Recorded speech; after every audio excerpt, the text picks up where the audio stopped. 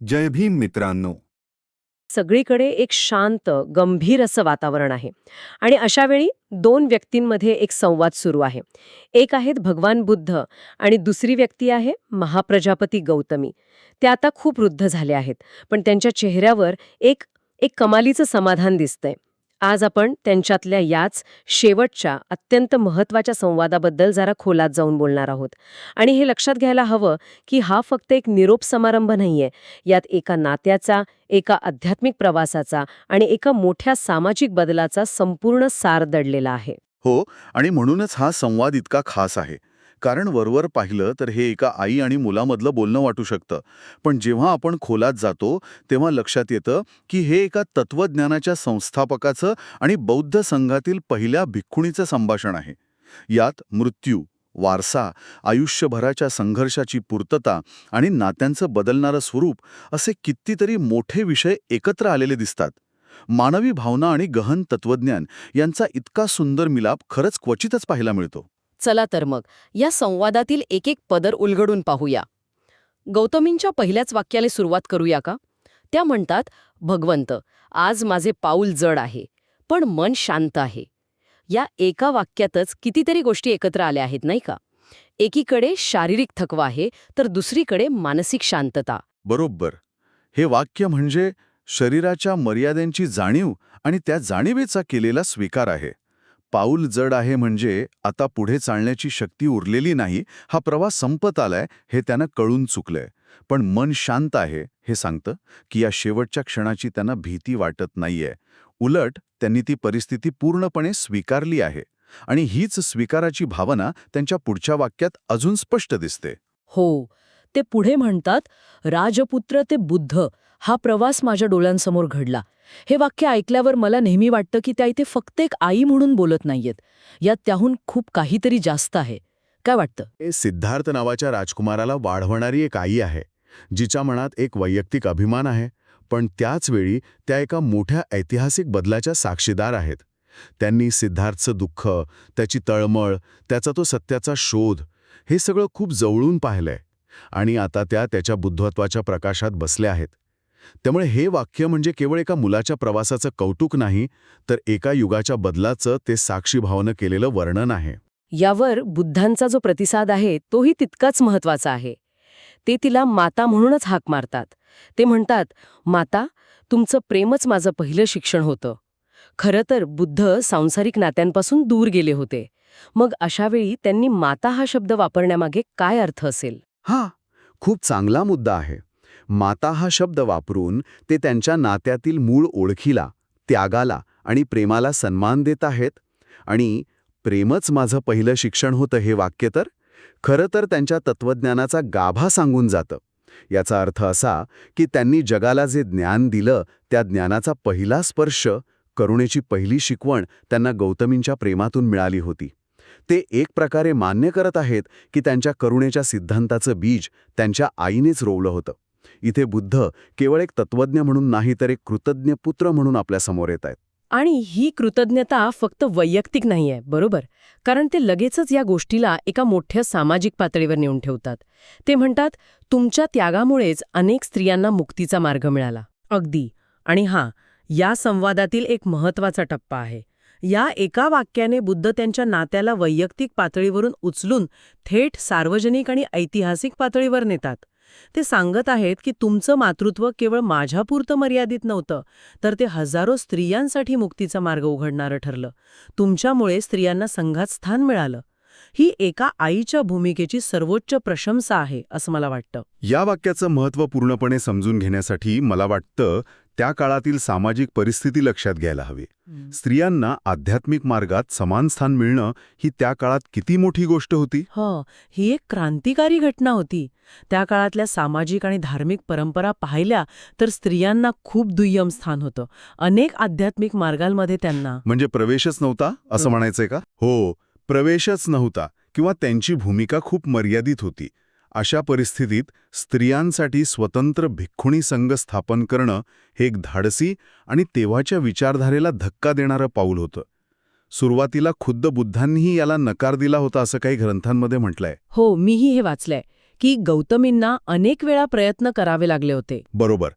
गौतमी आणि त्यांच्यासोबतच्या अनेक स्त्रियांनी कपिलावस्तूपासून वेसालीपर्यंत पायी प्रवास केला होता. त्यांचे पाय सुजले होते, कपडे फाटले होते, पण त्यांची इच्छाशक्ती कायम होती. त्यांनी आनंद या बुद्धांच्या शिष्याकर्वे पुन्हा एकदा विनंती केली आणि तेव्हा कुठे बुद्धांनी काही अटींसह स्त्रियांना संघात प्रवेश दिला.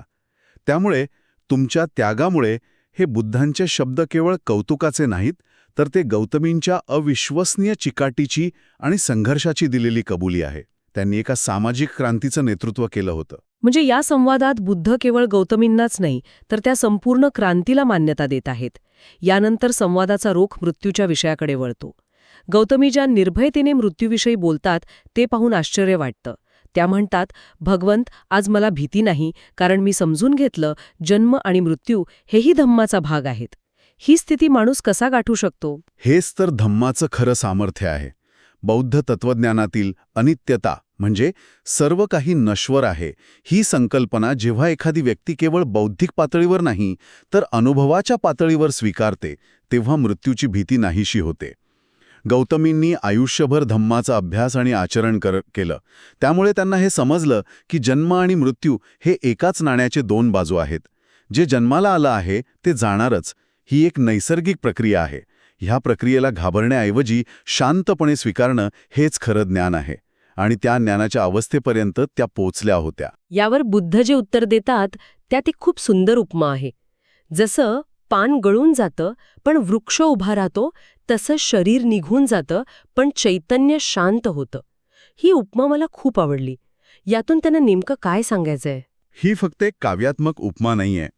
हे मृत्यूकडे पाहण्याचा एक संपूर्ण दृष्टिकोन आहे. एक मॉडेल, एक मानसिक मॉडेल आहे. पान म्हणजे आपलं शरीर, जे काही काळानंतर गळून पडणारच आहे. ते तात्पुरतं आहे. पण वृक्ष म्हणजे आपलं चैतन्य, आपला प्रभाव, आपलं कार्य.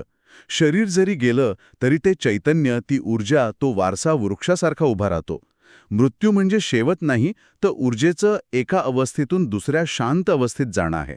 म्हणजे ते असं म्हणत आहेत की आपलं लक्ष त्या गळून पडणाऱ्या पानावर म्हणजे आपल्या नश्वर शरीरावर केंद्रित करण्याऐवजी त्या कायम उभ्या राहणाऱ्या वृक्षावर म्हणजे आपल्या कार्यावर आणि प्रभावावर ठेवावा. हा विचार केवळ त्या काळापुरता नाही तर आजही तितकाच लागू होतो. नक्कीच. हीच तर या संवादाची ताकद आहे. तो आपल्याला आयुष्यातील मोठ्या प्रश्नांना सामोरं जाण्यासाठी एक नवीन चौकट देतो.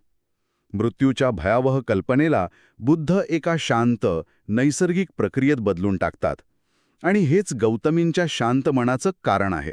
आता त्यांच्या संघर्षाच्या पूर्ततेबद्दल बोलूया. त्या म्हणतात, माझी एकच इच्छा होती, स्त्रीला धम्मात स्थान मिळावं. आज ते पूर्ण झालं आहे. हे वाक्य म्हणजे त्यांच्या संपूर्ण आयुष्याच्या कार्याचं सार आहे, नाही का? एका वाक्यात त्यांनी आपलं लाईफ मिशन सांगितलं आहे. हो. आणि त्या वाक्यात एक प्रचंड समाधान आहे. हे केवळ त्यांच्या वैयक्तिक साधनेबद्दल नाही, त्या एका मोठ्या सामाजिक बदलासाठी लढल्या होत्या आणि तो बदल त्यांच्या डोळ्यांदेखत यशस्वी झाला होता. हे एका सेनापतीच्या भावनांसारखं आहे, ज्याने एक अवघड लढाई जिंकली आहे. त्यांच्यासाठी स्त्रीला धम्मात स्थान मिळणं हे वैयक्तिक मुक्ती इतकंच किंबहुना जास्त महत्त्वाचं होतं. आणि यावर बुद्धांचा प्रतिसाद गौतमींचं स्थान आणखी उंचवतो. ते म्हणतात, गौतमी माता, तुमचं नाव धम्माचा इतिहासात सदैव जिवंत राहील. तुम्ही केवळ माता नाही तर धैर्याचं प्रतीक आहात. इथे त्यांनी माता या शब्दावरून धैर्याचं प्रतीक या शब्दावर जो जोर दिला आहे त्याबद्दल मला अधिक जाणून घ्यायचं आहे. हा बदल खूप मोठा आणि अर्थपूर्ण आहे. माता ही त्यांची वैयक्तिक ओळख आहे, जी बुद्धांशी असलेल्या त्यांच्या नात्यातून आलेली आहे. पण धैर्याचं प्रतीक ही त्यांची सार्वत्रिक, वैश्विक ओळख आहे. या शब्दातून बुद्ध त्यांची ओळख त्यांच्याशी असलेल्या नात्यापुरती मर्यादित ठेवत नाहीत, तर ती एका मूल्याचं, एका वर्च्यूचं प्रतीक बनवतात. ते असं म्हणत आहेत की भविष्यात जेव्हाही कोणी धैर्याबद्दल बोलेल तेव्हा तुमचं नाव घेतलं जाईल. हे एखाद्या व्यक्तीला देता येणारं सर्वोच्च सन्मान आहे, जिथे तिचं आयुष्य एका आदर्शाचं रूप घेतं. म्हणजे त्यांचं नाव आता फक्त एका व्यक्तीचं नाव न राहता धैर्याचं समानार्थी झालंय. कमाल आहे हे. पण या संवादाचा शेवट तर यापेक्षाही अधिक विलक्षण आहे असं मला वाटतं, जिथे नात्याचं पूर्णपणे परिवर्तन होतं. हो, तो शेवटचा क्षण खरंच अंगावर काटा आणणारा आहे. गौतमी बुद्धांना प्रणाम करतात आणि म्हणतात, भगवंत, आज मी केवळ तुमची माता नाही तर तुमची शिष्या म्हणून निरोप घेते. म्हणजे ज्या मुलाला जन्म दिला त्यालाच आपला गुरु मानून स्वतःला शिष्या म्हणून घेणं हे अविश्वसनीय आहे. इथे त्या आपल्या आई या सर्वात मोठ्या ओळखीचा त्याग करत आहेत. बरोबर. आणि हा त्यागाचा, विनम्रतेचा आणि धम्माच्या समजुतीचा सर्वोच्च बिंदू आहे. आई मुलाचं नातं हे जगातलं सर्वात नैसर्गिक आणि घट्ट नातं मानलं जातं. पण इथे गौतमी त्या नात्याच्याही पलीकडे जात आहेत. त्या कृतीतून दाखवून देत आहेत की धम्माच्या मार्गावर गुरु शिष्याचं नातं हे सर्व सांसारिक नात्यांपेक्षा श्रेष्ठ आहे.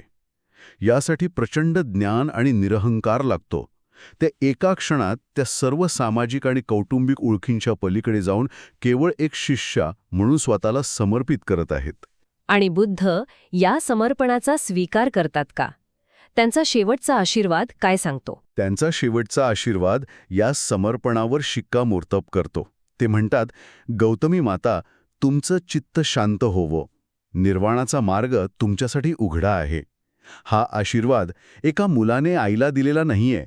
हा एका गुरुने आपल्या योग्य शिष्याला निर्वाणाचा दिलेला तो संकेत आहे. निर्वाणाचा मार्ग तुमच्यासाठी उघडा आहे हे वाक्य म्हणजे त्यांच्या संपूर्ण साधनेला, त्यांच्या प्रवासाला दिलेली अंतिम मंजुरी आहे. जणू काही ते म्हणत आहेत, तुमचा प्रवास पूर्ण झाला, तुम्ही पोहोचला आहात. एका शिष्यासाठी यापेक्षा मोठी गोष्ट असू शकत नाही. तर या सगळ्या चर्चेचा अर्थ काय? हा छोटासा संवाद आपल्याला काय सांगून जातो? स्रोतातलं एक शेवटचं वाक्य आहे जे या सगळ्याचं अचूक वर्णन करतं. महाप्रजापती गौतमी, ज्यांनी मातृत्वातून धम्माकडे आणि धम्मातून निर्वाणाकडे प्रवास केला. हे एक वाक्य त्यांच्या संपूर्ण आयुष्याचा आणि या संवादाचा सार आहे. अगदी. एका वैयक्तिक नात्यातून सुरू झालेला त्यांचा प्रवास एका मोठ्या सामाजिक बदलाला कसा कारणीभूत ठरतो आणि शेवटी आध्यात्मिक पूर्ततेपर्यंत कसा पोचतो हे यातून स्पष्ट दिसतं. त्यांनी आई म्हणून सुरुवात केली, एक संघर्षशील स्त्री म्हणून लढा दिला आणि शेवटी एक सिद्ध शिष्या म्हणून त्या प्रवासाचा शेवट केला. या संवादातून आपण खूप काही शिकू शकतो. नात्यांचे बदलते स्वरूप, ध्येयासाठी संघर्ष, मृत्यूला सामोरं जाण्याचं धैर्य आणि सर्वात महत्त्वाचं म्हणजे आपली ओळख बदलण्याची आणि तिला अधिक व्यापक करण्याची क्षमता. आणि हा संवाद जाता जाता आपल्या मनात एक महत्त्वाचा विचार सोडून जातो. ही गोष्ट केवळ एका स्त्रीच्या निर्वाणाची नाहीये. ही गोष्ट आहे की वैयक्तिक नातेसंबंधातून मोठे सामाजिक बदल कसे घडू शकतात. आपल्याला नेहमी वाटतं की मोठे बदल, क्रांती वगैरे सार्वजनिक ठिकाणी मोठ्या सभांमधून होतात. पण हा संवाद ऐकल्यावर असा विचार मनात येतो की इतिहासातील अनेक मोठे बदल कदाचित अशा दोन व्यक्तींमधील शांत आणि सखोल समजदारीच्या क्षणांमध्ये सुरू झाले असतील का, जिथे एक व्यक्ती दुसऱ्या व्यक्तीच्या क्षमतेवर आणि विचारांवर पूर्ण विश्वास ठेवते आणि त्या एका क्षणातून एका नव्या पर्वाची सुरुवात होते.